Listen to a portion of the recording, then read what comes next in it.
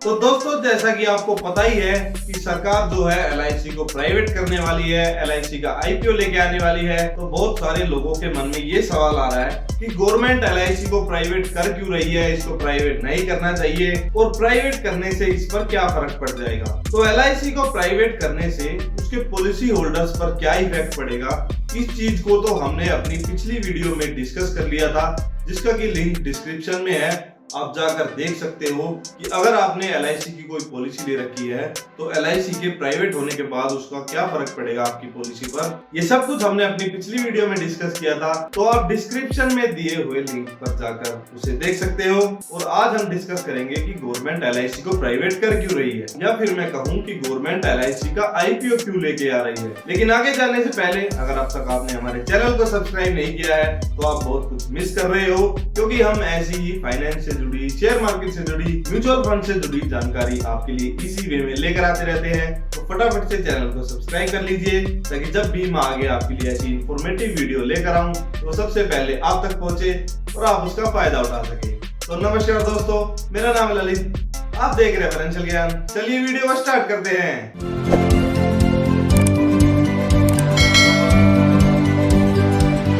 दोस्तों, सरकार एलआईसी को प्राइवेट क्यों कर रही है या उसका आईपीओ क्यों लेके आ रही है, इसके मेनली 3 बड़े रीजंस हैं। लेकिन उससे पहले आप सबसे पहले ये जान लीजिए कि सरकार एलआईसी को प्राइवेट नहीं कर रही है, उसका आईपीओ लेके आ रही है। यानी कि सरकार एलआईसी के कुछ शेयर मार्केट में सेल कर देगी, जिससे कि वो कुछ पैसे रेज कर सके और कुछ पैसा सरकार के पास आ सके। अब आपके मन में ये सवाल आ रहा होगा कि सरकार को पैसा चाहिए क्यों। तो इसके मेनली 3 बड़े रीजंस हैं। और अगर आपको ये नहीं पता कि आईपीओ क्या होता है, तो आईपीओ को हमने अपनी पिछली वाली वीडियो में भी डिस्कस किया था और मैंने अपनी आईपीओ वाली वीडियो में भी डिस्कस किया था, जिसका कि दोनों का लिंक आपको डिस्क्रिप्शन में मिल जाएगा। तो आईपीओ को अच्छे से समझने के लिए अब वो वाली वीडियो दोनों जरूर देख लीजिएगा, तभी आपको पता चलेगा कि सरकार एलआईसी को प्राइवेट नहीं कर रही, उसका आईपीओ लेके आ रही है और आईपीओ होता क्या है। तो अब आ जाते हैं अपने सवाल पर कि सरकार को पैसे चाहिए क्यों, जिससे कि वो एलआईसी में अपना स्टेक बेच रही है। तो दोस्तों, उसमें सबसे पहले तो सबसे बड़ा रीजन आ जाता है फिस्कल डेफिसिट का। फिस्कल डेफिसिट होता है सरकार की पूरे साल में जो भी आमदनी होती है, सरकार जो भी पैसे कमाती है, हमारे ऊपर टैक्सेस लगाकर या फिर गवर्नमेंट की फीस लगाकर, जो रजिस्ट्री वगैरह की फीस होती है या कोई फॉर्म वगैरह भरते हैं उनकी फीस वगैरह होती है, तो ये सब कुछ लगाकर सरकार की आमदनी करीब करीब 20 लाख करोड़ के आसपास होती है। और सरकार जो खर्चा करती है, जैसे कि सरकार रोड बनाती है, नए हॉस्पिटल बनाती है या एयरपोर्ट बनाती है, तो वो जो खर्चा करती है सरकार, वो है करीब करीब 35 लाख करोड़ रुपए। और ये आंकड़े मैं आपको 2021 का जो अभी बजट आया था उसके बता रहा हूँ। इसका मतलब है कि सरकार की आमदनी तो 20 लाख करोड़ हो रही है, लेकिन सरकार खर्च करने वाली है 35 लाख करोड़। तो वो जो 15 लाख करोड़ एक्स्ट्रा जो सरकार खर्च करने वाली है, वो कहां से आएगा। या तो सरकार लोन ले या फिर अपने कुछ एसेट्स बेचे, जहां से कि पैसा आए और फिर सरकार खर्च कर सके डेवलपमेंट प्रोजेक्ट्स में या जैसे भी वो खर्च करना चाहे। अब रास्ते तो 2 ही हैं। मान लीजिए आप कहीं जॉब करते हैं और आपकी सैलरी 20,000 है, खर्चे आपके 35,000 है, तो 15,000 का या तो आप लोन लेंगे या फिर आप कुछ अपने एसेट्स बेचेंगे जिससे कि पैसे आए। खर्च तो करने ही पड़ेंगे। अब एक ख्याल आपके मन में ये भी आ रहा होगा कि सरकार लोन क्यों नहीं लेती, इसको भी डिस्कस करेंगे अगले पॉइंट में। लेकिन उससे पहले इस सवाल का मैं जवाब दे दूं कि सरकार एक्स्ट्रा खर्च क्यों करती है, क्योंकि आप ये भी सोच रहे होंगे कि सरकार की जब आमदनी ही 20 लाख करोड़ है तो 35 लाख करोड़ सरकार क्यों खर्च करती है। तो जैसा कि आपको पता ही होगा कि 2020 में कोरोना आ गया था, जिसके चलते जीडीपी बहुत ज्यादा गिर गई थी और इकोनॉमिक साइकिल के रिकवरी के लिए सरकार को एक्सपेंडिचर करना ही पड़ेगा। जब तक सरकार ज्यादा से ज्यादा रोड नहीं बनाएगी तो ज्यादा से ज्यादा लोगों को नौकरियां नहीं मिलेगी, नई इन्वेस्टमेंट नहीं आएगी, नई ग्रोथ नहीं आएगी, जिससे लोगों के पास और ज्यादा पैसा नहीं आएगा और ज्यादा इकोनॉमी डिप्रेशन में चली जाएगी, जिसके चलते सरकार को गवर्नमेंट एक्सपेंडिचर करना ही पड़ता है ताकि इकोनॉमी का चक्कर फिर से चल पड़े।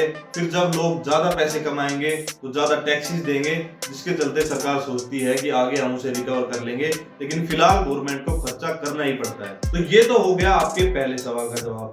दूसरा सवाल आपके मन में आ रहा होगा कि सरकार लोन क्यों नहीं लेती। तो सरकार लोन इसलिए नहीं लेती क्योंकि दूसरा हमारा रीजन यही है कि 20 लाख करोड़ की जो सरकार की अर्निंग हो रही है इस साल, उसमें से करीब 45 to 50% पैसा, यानी कि 10 लाख करोड़ के आसपास का पैसा जो है सरकार ने जो पहले लोन ले रखे थे उनका जो डेट भरती है, ब्याज देती है, उसी में खर्च हो जा रहा है। तो सरकार जब और ज्यादा अगर लोन ले लेती है, सारा पैसा उसी में खर्च हो जाएगा। अब इस चीज का अंदाजा ऐसे लगा सकते हो कि मान लीजिए अगर आपकी 20,000 रुपए सैलरी है और उसका 10,000 रुपए आप अपने लोन की पेमेंट में और उसके ब्याज की पेमेंट में दे रहे हो, तो क्या आप और लोन लेना प्रेफर करोगे? अगर और ज्यादा लोन लोगे तो फ्यूचर में हो सकता है आपकी सारी ही इनकम जो है लोन की पेमेंट में जाने लग जाए। तो ये है दूसरा बड़ा रीजन जिसकी वजह से सरकार को LIC का प्राइवेटाइजेशन करना पड़ रहा है, उसका IPO लेके आना पड़ रहा है, ताकि उसे और ज्यादा लोन ना लेना पड़े, जिसके चलते वो आगे चलकर और ज्यादा प्रॉब्लम में ना फंसे। तो दूसरा बड़ा रीजन है हमारा कि सरकार जो है लोन नहीं लेना चाहती और ज्यादा,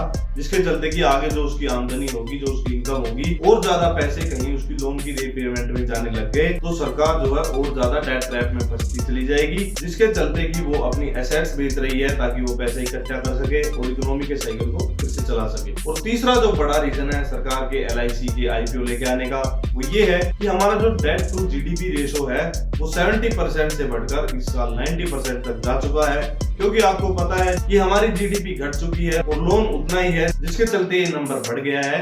यानी कि सरकार अगर 100 रुपए कमाती है तो 90 रुपीज उसके ऊपर डेट है, जिसके चलते कि वो और ज्यादा लोन नहीं ले सकती।